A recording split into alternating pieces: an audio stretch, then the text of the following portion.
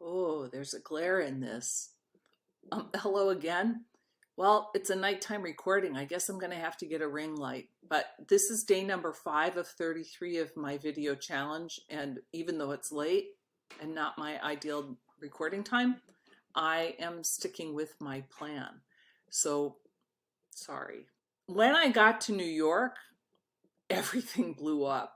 I mean, absolutely everything blew up. The holding position that I'd negotiated, nobody was answering my phone calls.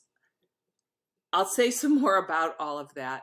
The locum tenens work that I'd anticipated doing to support myself, yeah, that wasn't going to work either. Even though I was a fully qualified, credentialed surgeon in general surgery and in colorectal surgery and had been taking general surgery call, I didn't meet criteria to get registered with a locums agency anymore. And I had used locums agencies when I was in general surgery practice myself to bring in replacements. I was shocked. And then my condominium didn't sell. I'd bought this condominium precisely because of its anticipated resale value. This particular architect's buildings held their value. It was a mess. But I'm going to tell you what I did about it and how all of this progressed. But first, there's something that I said in a previous video when I was talking about this holistic model for a surgical unit. And I said I didn't really have any experience with holistic medicine. That's not entirely true because a few things had happened.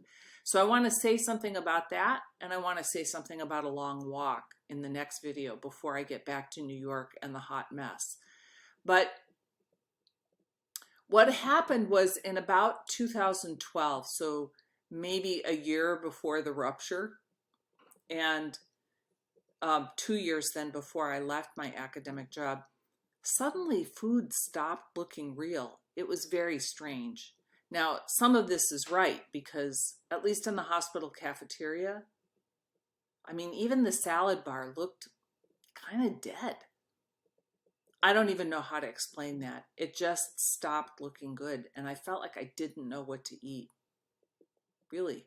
One day in one of the cafeterias at the hospital, everything on the food line was white.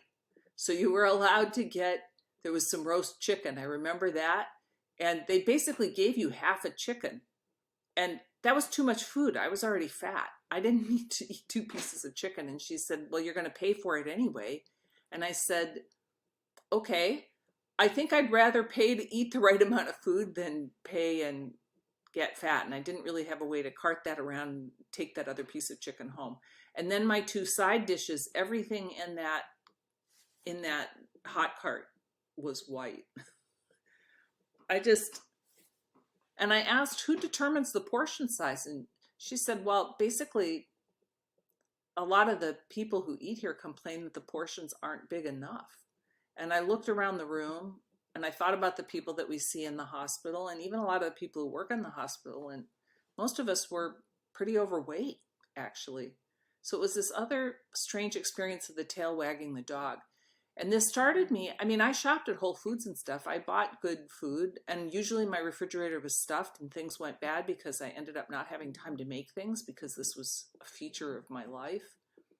And maybe a feeling like I needed to have something there to come home to.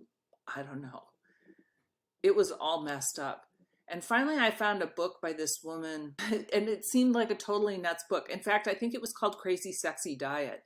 But the woman, Chris Carr, who wrote this book, is great. And she is somebody who was living kind of on the edge of things and then got an unusual liver cancer in maybe her 30s. And changed everything. She's still alive. She wasn't predicted to live. But the reason that I chose this book, besides the fact that she was readable, was that she had really simple instructions like fill your plate up with 2/3 green, lots of green things, and 1/3 protein. And so I got drawn in, but actually there was kind of a lot of strange information in there. And since I really wasn't knowing what to eat, and now what I would say, well, since I really wasn't knowing what to eat, I just decided to do what she said. Like, what the heck, why not try it? So that meant clearing out my kitchen of a lot of things and putting new things in. And then I started experimenting with stuff.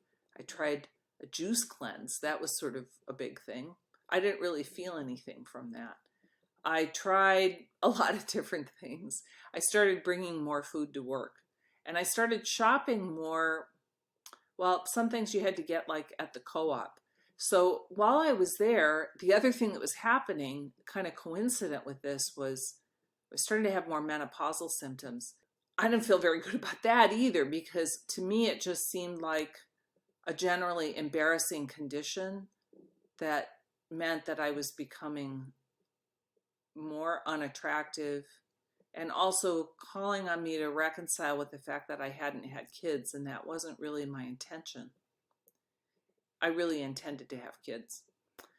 So, but it seemed like such a maligned condition, menopause. Like, is that the end? You never even have sex again if you have menopause. This was sort of how I was thinking about it.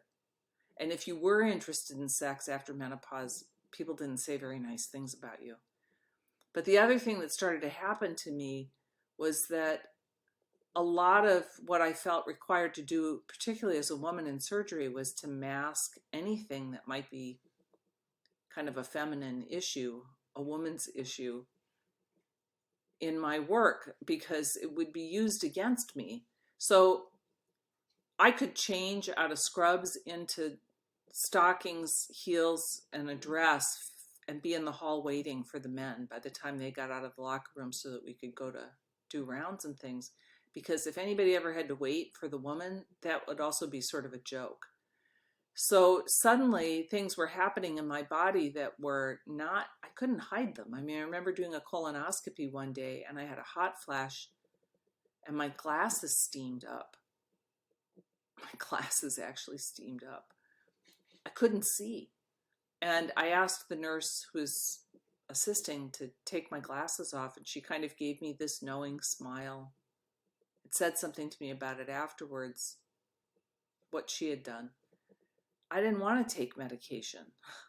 I didn't want my inside to be visible to the outside, and especially since I was anxious about a lot of what was going on, it seemed to make some of the vasomotor stuff more intense.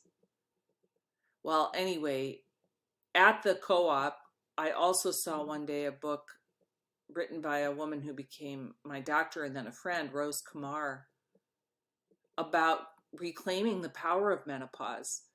It was really a discussion about reclaiming or claiming the power of midlife.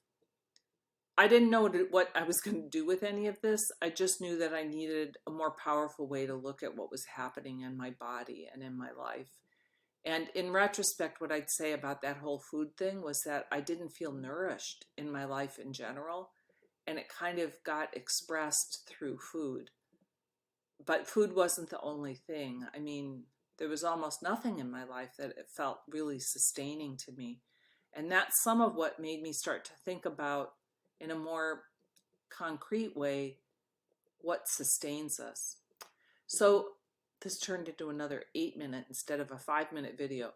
But I also decided that I would include the little, as a kind of a little bonus. Maybe I won't even count it as one of my 30-day challenge things, but I'll include the very rudimentary film that I made of a slideshow to sort of introduce what things I imagined being available through this concierge care model, holistic perioperative care thing that I was working on.